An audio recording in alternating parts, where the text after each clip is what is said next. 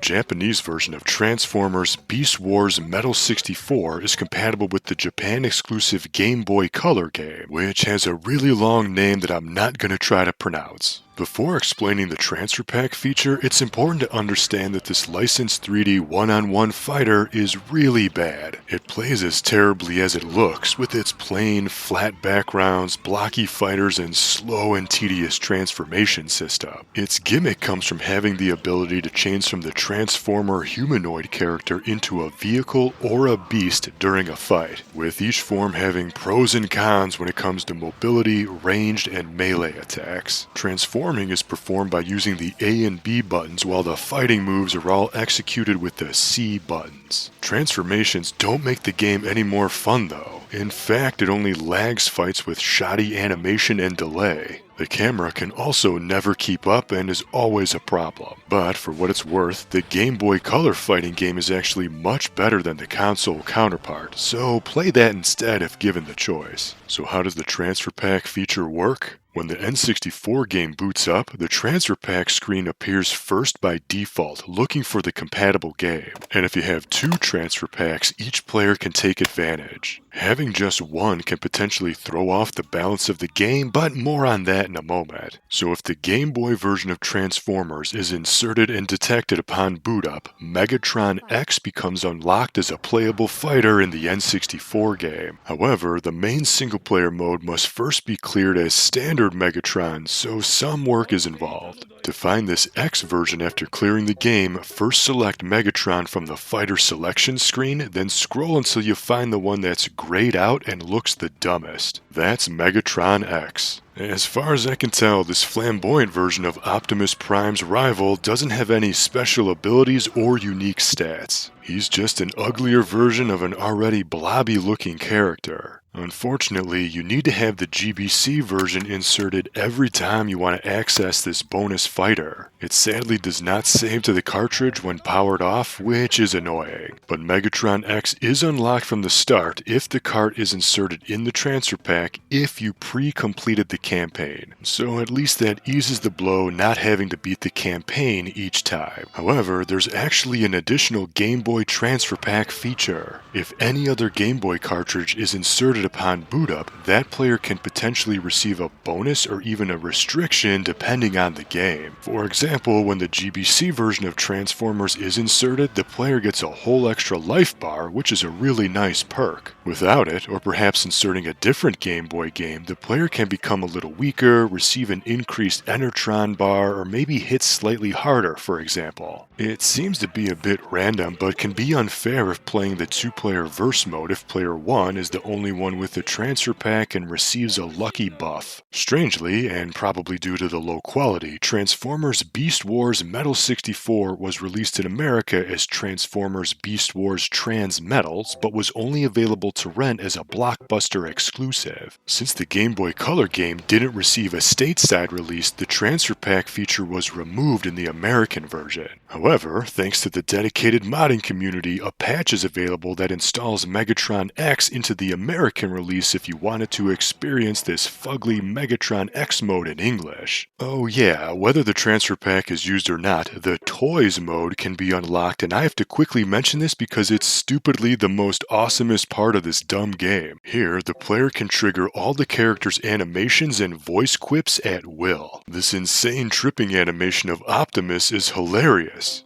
I've failed. I've failed. I've failed. I've failed. But Megatron's voice is by far the best, and one of those things that put on a continuous loop to drive your enemies insane. I, Megatron, have triumphed. Yes.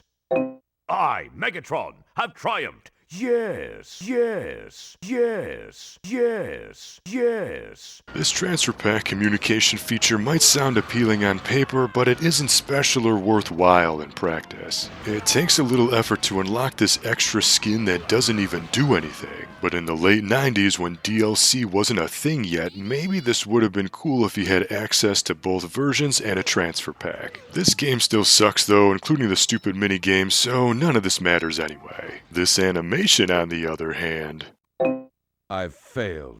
But what do you think? Did you know about this Transformers Transfer Pak feature? Which Transformers version, Beast, Humanoid, Vehicle, or Robo Dinosaur is your favorite? And which Transformers movie did you hate the most? The one with Shia LaBeoulf or even the worst one with Marky Mark? Let me know in the comments. And if you want to learn more about Transfer Pak games and features, as well as other obscure gaming stuff you never had the chance to experience for yourself, see the links to my dedicated playlist in the description. I also have a Patreon if you want to support my quest in making bad jokes and documenting these forgotten gaming communication features. Until next time, thank you for watching and game on.